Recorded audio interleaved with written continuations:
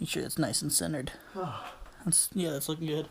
How's it going, briskets and blankets? It's Cade and Sam here, coming at you with some college advice. That's what we're doing. That's the intro. Stop the recording.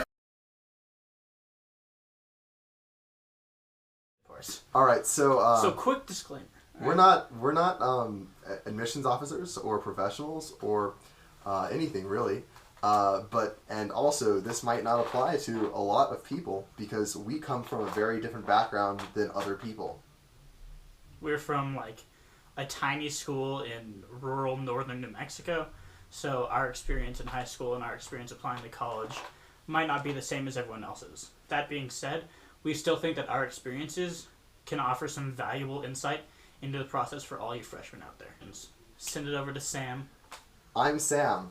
I applied to some colleges. I got into Middlebury and Johns Hopkins. Those are the two brand name colleges. And next year I'm headed off to the University of New Mexico. And I'm Cade, and I got into Princeton, Dartmouth, Stanford, and a bunch of other schools. And I'm going to be going to Stanford. Go Trees. We're going to start with grades and talking about grades. Grades do matter as freshmen. We don't want to dissuade people from caring about academics as freshmen because it's easy to fall into the trap of people don't look at freshman year, I can just screw around and everything will be alright. They matter because eventually they weigh into your GPA, and so you start playing the numbers game now and you can thank yourself later. Exactly. You can't necessarily assure yourself a spot in the top 10% with your freshman year, but you can certainly knock yourself out of the run. And that's going to be a major theme of what we're going to be talking about is giving yourself opportunities and leaving opportunities open for yourself as you continue on through high school. That's what freshman year is mostly about. So the first thing you're going to encounter when you go into high school is you're going to have to pick your classes. So coming up from 8th grade to 9th grade, I remember I was super scared because I was coming from a small middle school into one of the only high schools in the entire county.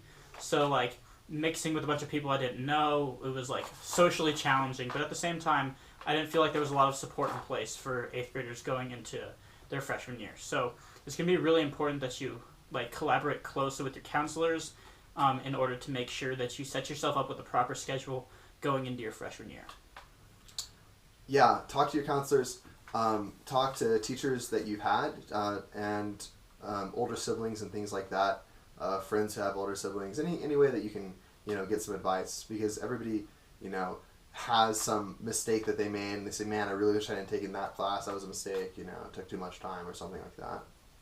When I was a freshman, my freshman year, I was going into high school and I thought, what's going to be an easy class? Metal shop. Turns out that's the hardest class at our entire high school. Beyond AP Calc BC, beyond everything else, metal shop is the hardest class that you can take. And I had no idea. I thought it was going to be a class that I could screw around in, but no, super no. So yeah. Don't make mistakes like that. Find out from people who are already in high school those kinds of things, because they have a more intimate knowledge.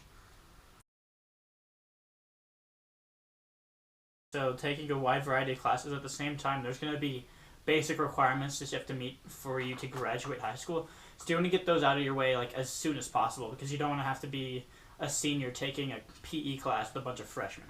Yeah. So get your PE requirement. We had a health requirement at our high school. I don't know how it is across the nation, but PE requirement, health requirement. Get those things out of the way as soon as you can. That way you free up your schedule for later years, and you can dabble on and experiment with whatever electives you want. And the last thing on that note of picking classes is that you want to challenge yourself. Yeah. Freshman year, it's going to be your first opportunity to really have a say in your academic process, so you need to take advantage of that and pick classes that you think are going to be academically challenging. At the same time, though, you don't want to pick classes that you know are going to be too difficult for you, or, it's going to be important to have an accurate self-measurement in place. You need to know that you can't handle Calc BC as a freshman or something along those lines.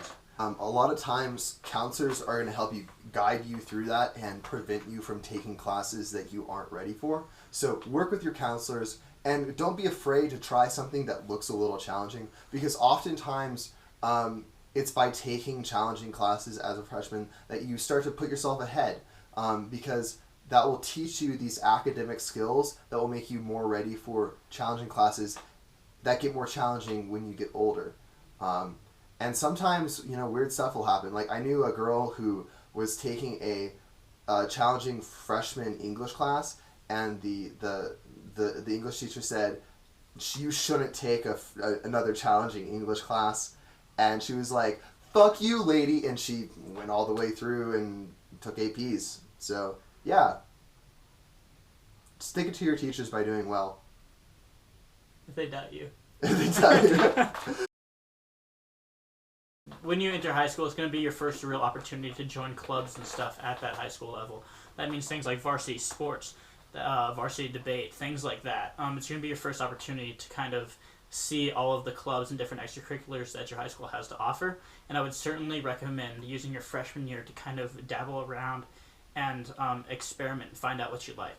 Do everything, because your teachers aren't going to be, or at least shouldn't be, loading you up with like 4 hours of homework a night. So you have the opportunity to go and do a sport and also some clubs and also activities, and figure out if you like to do, robotics, or if like that social activism thing is more your deal, or service, and you get all these opportunities and you'll find what you enjoy the most. Absolutely. And sure, there'll come a time when you have to narrow your scope and kind of narrow down the extracurricular activities that you're doing, but your freshman year is not that time. You're not going to have the same kind of class rigor that you will as a junior or a senior. So it's going to be important that you take this time to find something that you're truly passionate about, and something that you can spend 4 years doing, or something that you can dedicate a lot of time to, whether it's community service, whether it's something like HOSA, or something like debate. All of these things are great opportunities, and you don't know what's out there until you start to try them. Get that experience. And in that same note, these are the kind of activities that can help open you up to broader careers that you might be interested in. So if you're maybe you're in a math club, or to use a personal anecdote, if you're in speech and debate. I was in speech and debate all 4 years of high school, and doing that has really geared me toward a career in political science, or international relations, or history, something along those lines. So your extracurricular activities have the ability to shape your interests. And so if you invest your time in those extracurricular activities, you could potentially be setting yourself up for a career down the road. And not only a career, extracurricular activities also have the ability to give you an idea of things that fulfill you. Because there are extracurricular activities that, like speech and debate, or like HOSA, which is one of those technical things, or preparing for careers, those will help you find out about careers. Or there's history honor societies, and those will help you if you really like history or something like that, right? But there's also things like playing an instrument, or being part of a sport. If you start developing interests in music or in sports, these are things that eventually, while you're continuing your academic process and continuing your process for career training, these will be outlets for you to be healthy and mentally well. So it's a lot of great opportunity, and go get them. Absolutely. I don't know if this is going out on a limb, but I would recommend everyone try a sport at least once in their life, because or any kind of competitive event, because the discipline that's kind of taught through these sports is hard to find elsewhere. The kind of discipline that comes from going to practice every single day and being part of a team, the valuable skills that come along with that. All of these things will help prepare you for careers, or if you find out that maybe that's not for you, you don't like, being part of a team, or you don't like having to depend on others, that also says a lot about you. But the only way you can find these things out is by trying them, and your freshman year is the time to do that. Yeah, and there's I think like sports and music, a lot of these things that people recommend and that we have in high school are there for reasons. When you learn what practice is and how focused practice can affect your academics and your technical skills, then it's not too hard to draw the line from if I want to be better at basketball, I need to go to practice every day for 2 hours, and then connect that to, if I want to be better at mathematics, I need to practice every day for 2 hours. And that's why people have you do these things, because it's then easy for people to say, hey, remember how we did those drills and how it was really a boring thing? Well, that's why we're doing this, and that will make you better at this. Absolutely. And so that kind of leads us into our last point about your freshman year of high school, and that's be a kid.